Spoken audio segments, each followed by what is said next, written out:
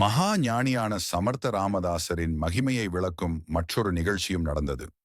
ஆனால் இது நடந்தது காட்டில் அன்று. வீர சிவாஜி மன்னரின் அரண்மையில் நடந்தது. ஒரு சமயம் வீர சிவாஜியை பார்ப்பதற்காக சமர்த்த ராமதாசர் அரண்மனைக்கு வந்தார். அந்த நேரத்தில் சமர்த்த ராமதாசரின் தலைமைச் சீடரான உத்தமர் என்பவர் அரண்மனை நந்தவனத்தில் இருந்த பழங்களை பறிப்பதற்காக சமர்த்த ராமதாசரிடம் அனுமதி கேட்டார். அதற்கு நானே பறித்து தருகிறேன் என்று சொல்லி கீழே கிடந்த கல்லை எடுத்து கனிகளின் மீது வீசினார் சமர்த்த ராமதாசர். அந்த கல் தவறுதலாக ஒரு பறவை மீது பட்டு பறவை துடிதுடித்து கீழே விழுந்து இறந்தது. அதை பார்த்து அங்கிருந்தவர்கள், இவர் பெரிய ஞானிதாம், ஆனால் கல்லை எடுத்து அடித்து பறவையை பரலோகம் அனுப்பிவிட்டாரே என்று பரவலாக பேசினார்கள்.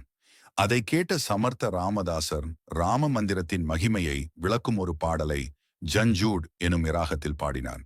பாடலை பாடியபடியே கீழே இறந்து கிடந்த பறவையை எடுத்து ஆகாயத்தில் வீசினார்.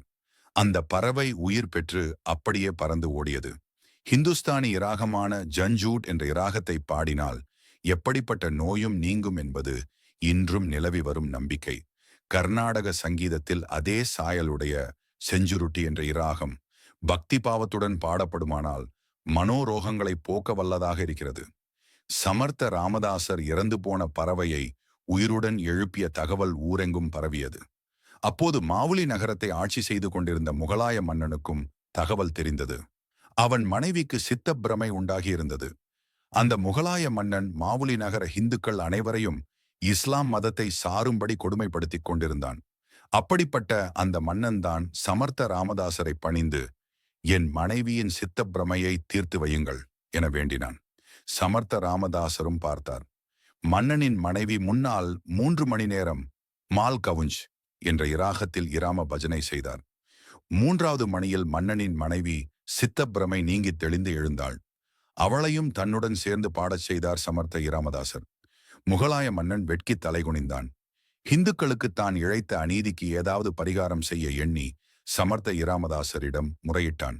ராமதாசர், மக்கள் ஒருவரை ஒருவர் சந்தித்துக் கொள்ளும் போது ராம் ராம் என்று சொல்லிக் கொள்ள வேண்டும் என கேட்டார். அன்று முதல் மகாராஷ்டிர மாநிலம், மாவுலி நகரம் முதலான வட தேசங்களில் மக்கள் ஒருவருக்கொருவர் ராம் ராம் என சொல்லிக் கொண்டார்கள். மகா ஞானியான சமர்த்த ராமதாசரின் நல்லிசையால், அவர் பெற்ற இராம பக்தியால் நம் தேசத்தில் ஒரு ஹிந்து சாம்ராஜ்யமே நிறுவப்பட்டது. ராம் ராம்.